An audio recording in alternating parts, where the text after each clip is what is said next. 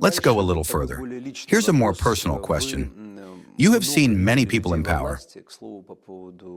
Speaking of President Zelensky, and in general today's Euro crowd, in your opinion, which human vice most often destroys a country? Perhaps that vice which has no limits.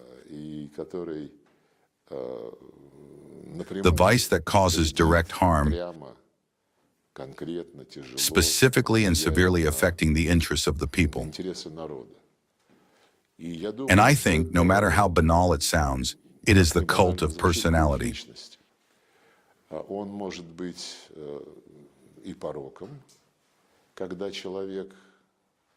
It can also be a vice when a person thinks primarily about lining their pockets by maintaining such a godlike image in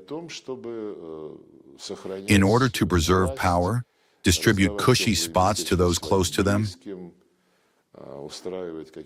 organize underground, illegitimate business projects, and, well, go on vacation to various islands.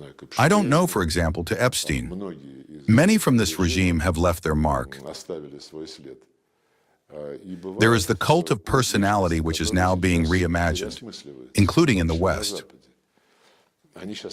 They now call it authoritarian rule, new authoritarianism.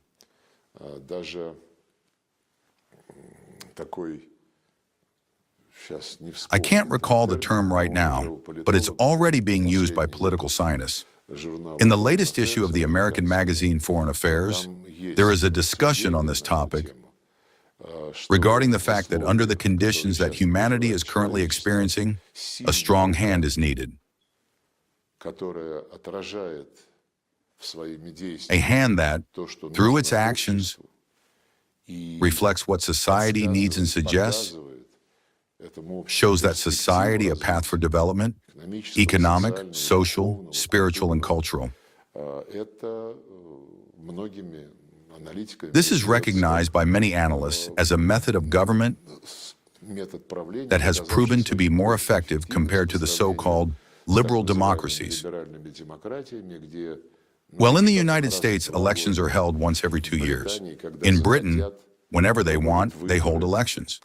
When it is necessary to use the conjuncture established in public opinion to move someone out, or conversely, bring someone into the inner circle of the ruling class. Well, there are so many examples in Britain where they vote for a party without any elections, and whom that party appoints is their own business. And in recent years, all these experiments have ended unsuccessfully.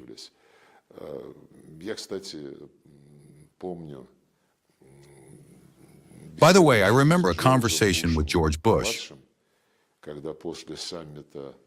After the Russia-NATO summit in Bucharest in the spring of 2008, he arrived for a bilateral visit to Russia in the city of Sochi. There was a period when our president stepped away for a telephone matter,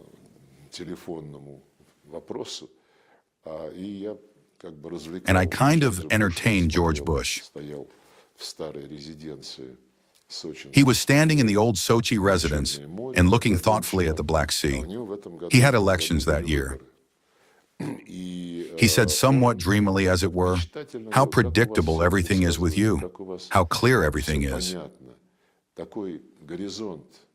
Such a horizon with the authorities that allows you to truly plan, rather than twitch at every occasion when someone somewhere in Minneapolis or in Ohio does something. And you absolutely have to reshape the entire election campaign around that specific isolated incident that has nothing to do with the United States development strategy, not to mention that it has no relation to a major international problem."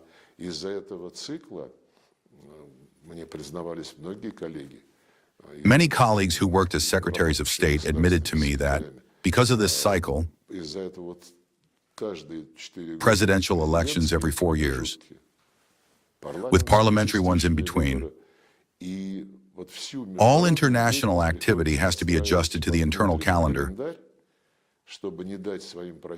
so as not to give your opponents a reason to accuse you of failing somewhere, and simultaneously to adjust your external steps so that they can be sold at home. Showing off, so to speak, how tough they are, what they can do. Now we are observing this quite clearly.